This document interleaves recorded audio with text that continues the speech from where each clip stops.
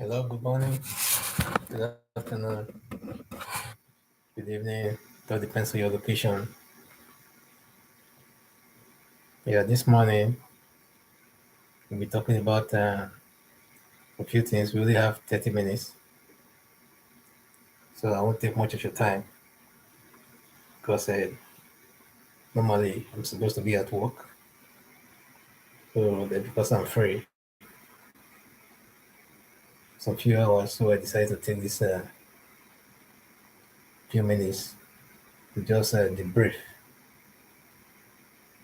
our people and the importance of the election coming up in February. So I hope if people are ready to put out bad leadership and enthrone good ones. That's the point.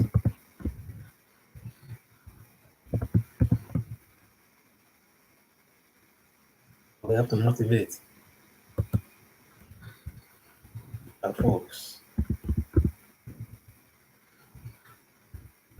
vote wisely.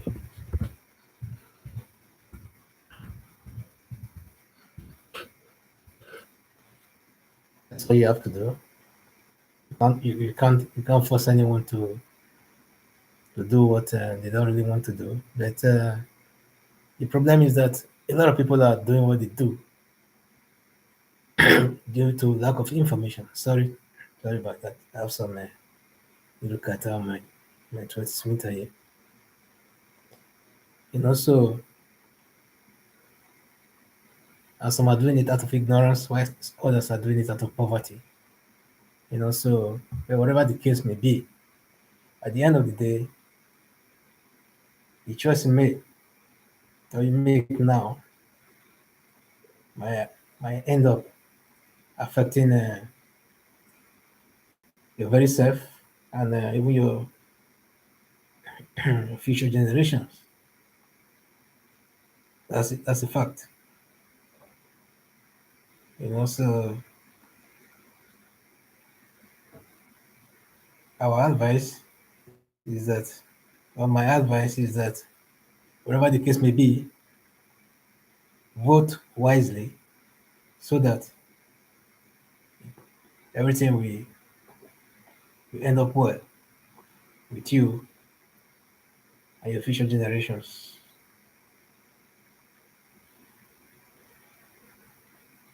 Because as you see, most of our parents, either they are already old, they are weak, weakest hours, they are not as strong as they used to.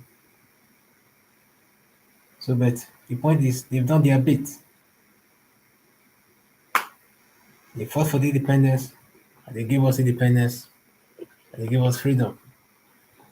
So we are not born as slaves, we are born free. People made that possible.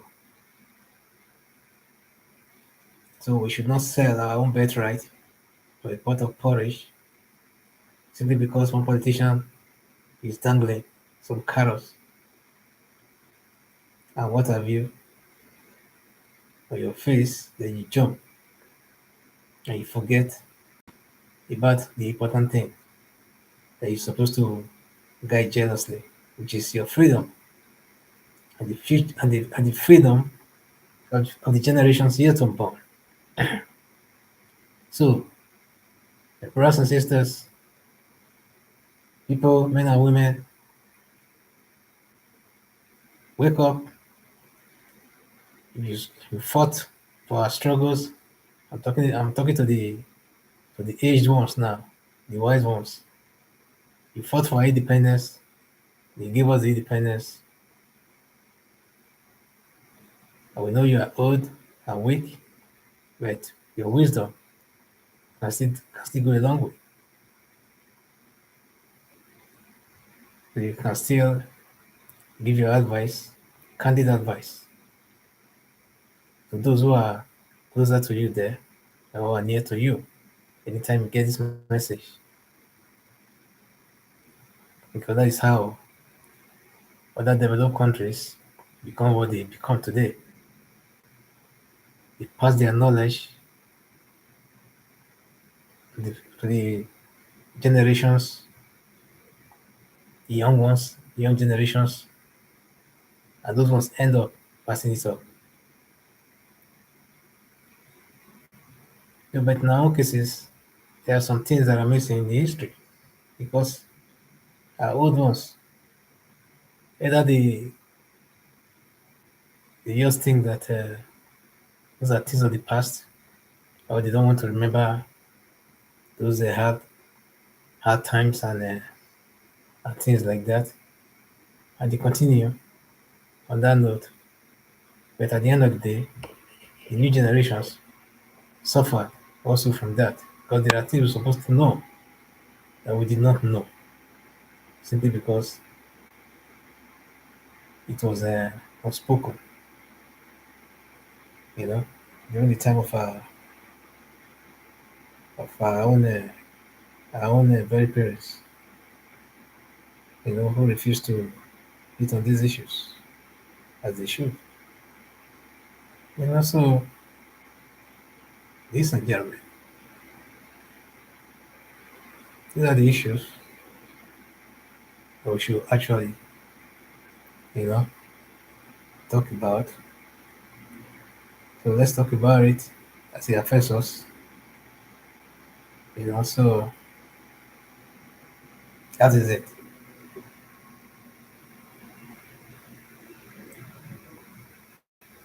If you have any special candidate that you want to vote for, we also like to know, and we want to know why you think that that candidate is the best man for the job. So because the job at hand is not for the novice. Because some people think that managing a country is like managing their their household. It's not the same. Doctors of to manage a country of 200 million and more. So this is a very serious matter, and it's worth talking about. This is the only time we can actually talk, you know, for the people to actually know what they're supposed to do. Because soon, and very soon, just in February here, the election will commence. It will come and go, whether you vote or not. Somehow, sometimes they always find a way, to select or appoint who they want in that position. Then the rest will become, you know, court cases here and there. And in no time before you know it, another 4 years will elapse. Then 4 years from now again, we'll be talking about another election again. If that country is still intact. I mean, as an entity as it is now, because if you still remember 2015, the Americans said Nigeria was going to divide and split into various units of country. But in 2015, I think 2015, that was what they said. And this thing, they actually said it around 2012 or 2013. Then they were predicting that by 2015, they were hoping that the election after Jonathan's term will result to bloodshed and division of the country. But I still remember when a lot of people were saying, God forbid, this and this and that. But nobody was actually seen to the thing from the practical point of view. Then later, Muammar Gaddafi, of blessed memory, also said Nigeria should be divided into 3 countries. I think that was what he said. So if you see these people just talking, then They were not just talking out of ignorance. They were talking out of informations that they were getting. So the information that they were getting was everything. Yeah, hello. 1 minute, please. Hello? I'm live, yes.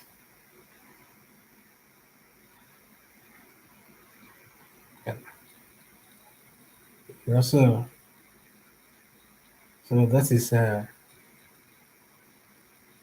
that is it. So everyone was just saying their own thing until now. Nigeria has been on edge all this while. While some people are waiting for something to happen, some are just absolutely doing nothing. While some has lose hope or lost hope on the country. So others just don't care about whatever happens. So whatever it is, we can see that things are not the way they used to be in 2013 or 2014, even 2015. Things has changed. 7 years is a long time. In fact, 8 years. In May, it will be 8 years. So in politics, 8 years is like eternity. So you can see that the 4 years, the first 4 years will have been enough to turn things around for Nigerians to stand up and say, no, we have to change the system, we have to change the government, we need a new person that will give another person the opportunity or space, to try and face the country.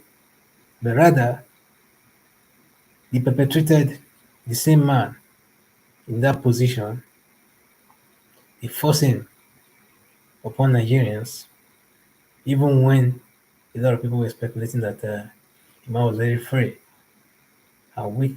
Like others said, the man was not even running things.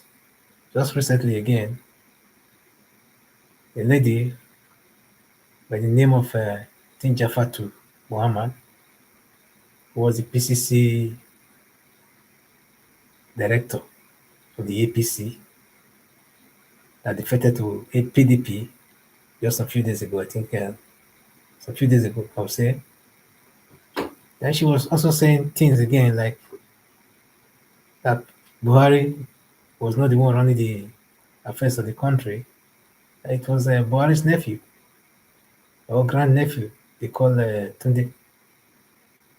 And that's the man running Nasoro. That even the service chiefs answer to him. Man, you can imagine that. First of all, we don't even know who this guy is. If this guy is a primary school certificate holder or primary six certificate holder, sorry, or if this guy or this man is educated enough, to handle his own or run his own household, or he's just there for the cash, for the loot, get some money, put in his pocket, stuff his pocket, etc., etc., or play the big ball. Because I remember this was the same guy that was said to have had a problem with Aisha Buhari in Nassau Rock some time ago. If you still remember, when they said that some army or ADCs and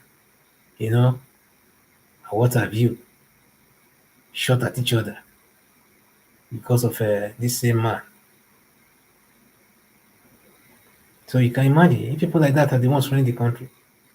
So why won't the country be the way it is now? So perhaps an Agbero, a tout, who knows? So the only thing that gave that man that opportunity, to be running a whole country of 200 million people plus, 200 million plus people, is because he happens to be Buhari's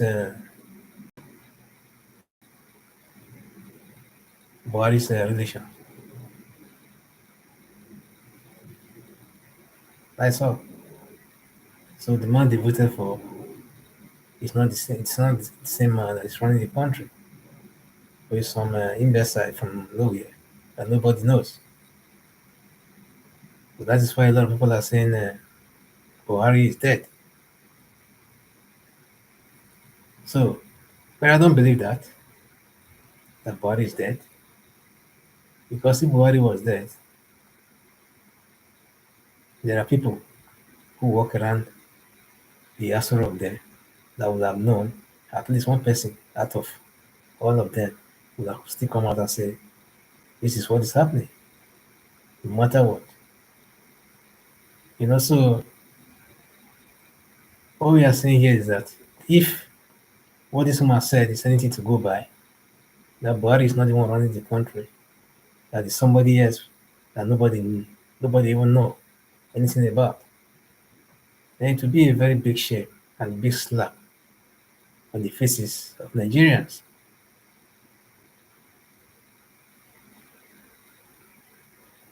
Because we still have a vice president, even if the president is not able to perform his duty, the vice president is constitutionally, you know, constitutionally empowered, or should be encouraged to take his position, no matter the obstacles, on his way, or blocking him from accessing that position.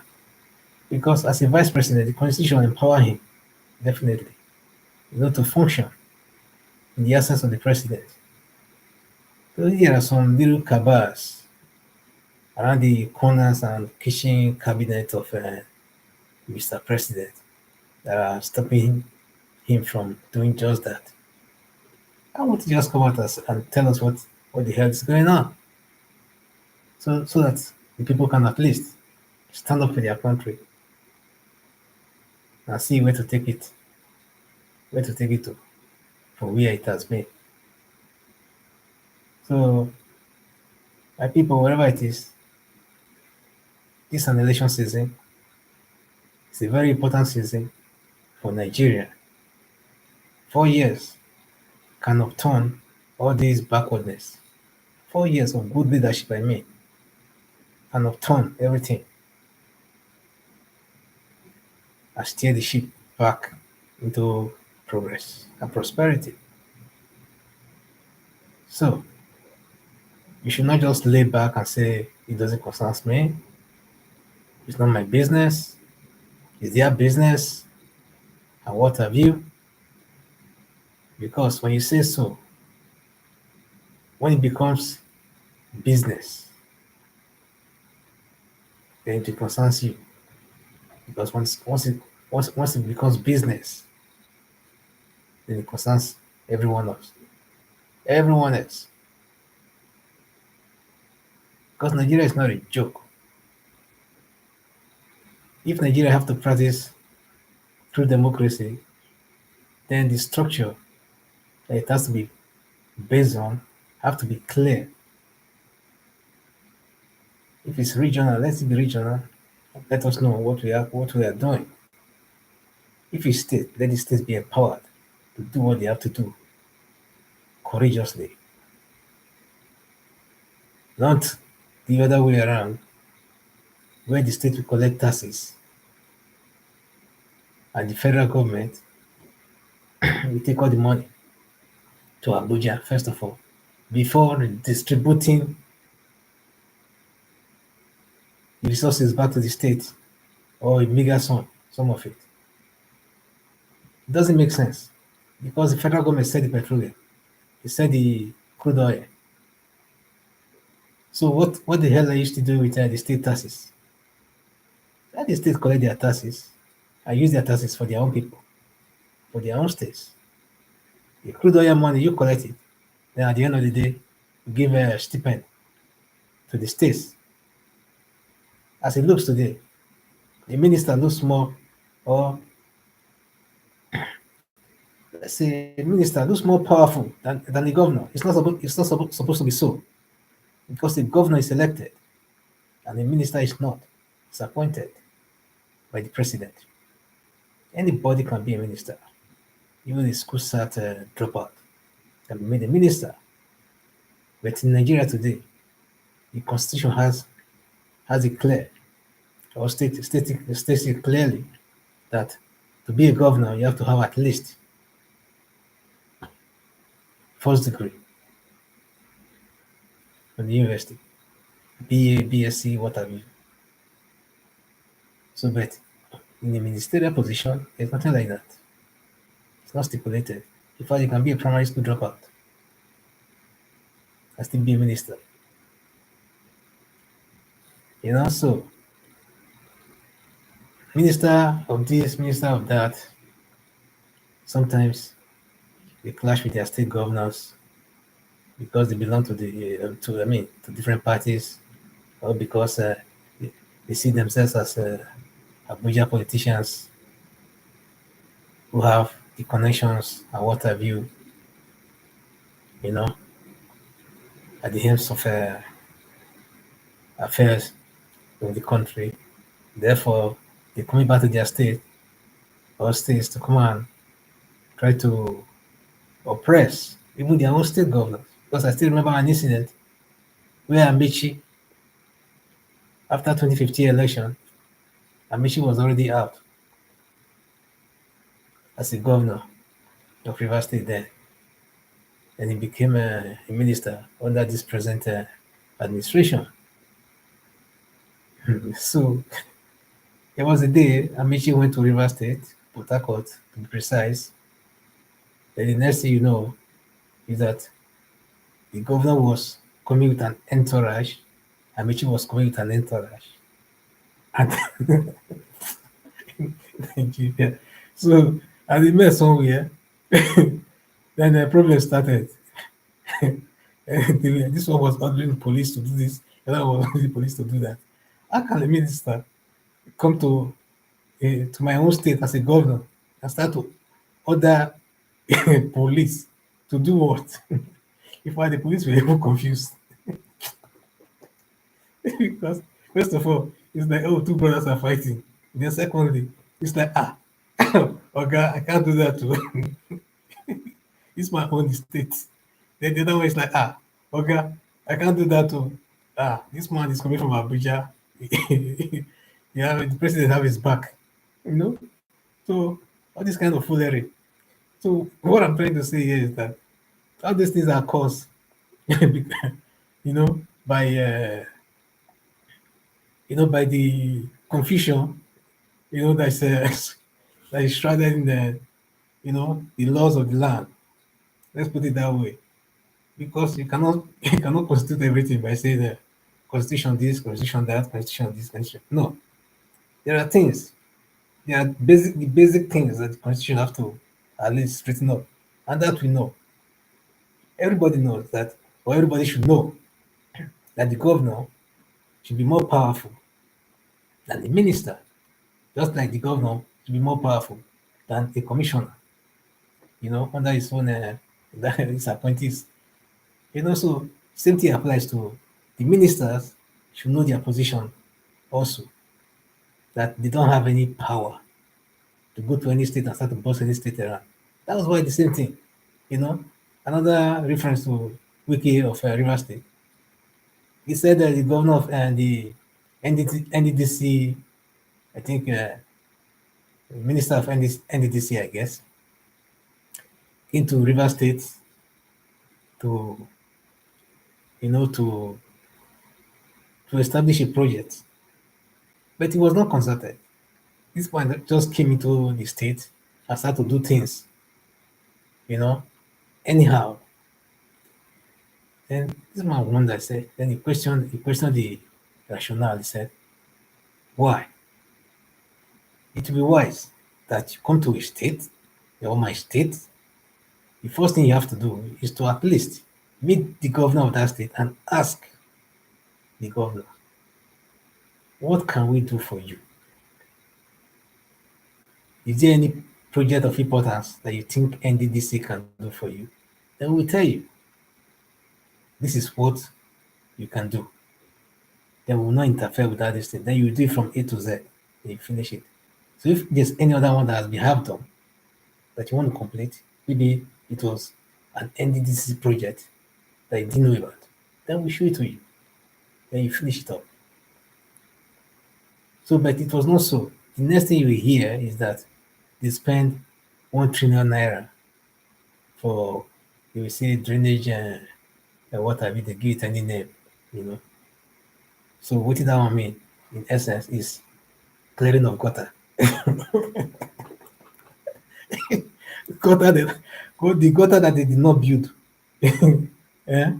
So the clearing of gutter, it's not like, okay, now this gutter is too shallow, you know, let's bury some heavy pipes that are 20 feet, deep or 20 feet tall, etc. So that even if you throw a car into the drainage, the drainage will not block, etc., etc. No, they go to that same shallow, shallow concrete, old concrete gutter, that is filled up with garbages, etc. Then maybe they clean one portion or two, maybe 1 kilometer or 500 meters. Then they use it to mess the whole place up, just for you to know that they are busy, they are working. Every day they be doing the same thing there. Then the next thing, when the budget comes out, then you see that they spend 1 trillion naira doing that. And they use some local manpower to clear the gutter to a certain extent, not the whole gutter. So you see, this is what they be doing all this while. So we'll be taking for a ride for too long. I think we should stand up, shine our eyes, and be wise. This time, when it's time to vote, vote wisely and don't vote with sentiment. Forget about sentiment. Forget about this one is for my place. Forget about this one is practicing my religion or what have you. No. Think about practical, the practical benefit that a person or good leadership can bring when it's well harnessed. So the issue is that we really have to encourage our community, our brothers and sisters back home, those of us who are in diaspora. We should call our brothers and sisters back home, encourage them and tell them how to vote and what to vote for or who to vote for. Whether at the local, if you know the local, or House of Assembly, or Rep, or Senate, or governorship, or even presidential. Because everything is not president and governor. Sometimes, sometimes the local government chairman can actually bring physical development that you can see, that you can feel. And this same person, you know him, you know where he lives. And even before he becomes what have you in politics, you know him. And sometimes you even went to school with him. So it's easier. They will keep those ones accountable than looking up to Abuja. Because the problem is that all these people you are calling House of Rep members and Senate members, as soon as they are elected into that position, some of them never return back to their constituency. They stay in that Abuja till another election year, election year, comes up again. That's when they start running back home again. You know, we start to give rice and what have you, some handout, to people. I call that bribe. They will call it, giving out gifts and things like that. When the money that they will use in that Christmas time or earlier time to give out to share those gifts out, that money will have been enough actually if they put it together to do something tangible thing that everybody can see and feel. But they won't do that. You get so busy, so choked up with that Abuja, full of themselves. And once they test that power, they don't want to leave. Instead, they use money this time around to come and start to oppress people in the village. The same village that they were begging for their votes some few years ago. And they now come back with BB cars, bodyguards, entourages, and start to oppress. So some of them do that. I'm not saying that all of them does, but some of them do. And that is a fact. So, ladies and gentlemen, please call home, call your brothers and sisters, call your folks, and tell them the way to go about this election. So I'll see you very soon again in the evening. We'll come again back from live. Thank you. God bless you. Bye.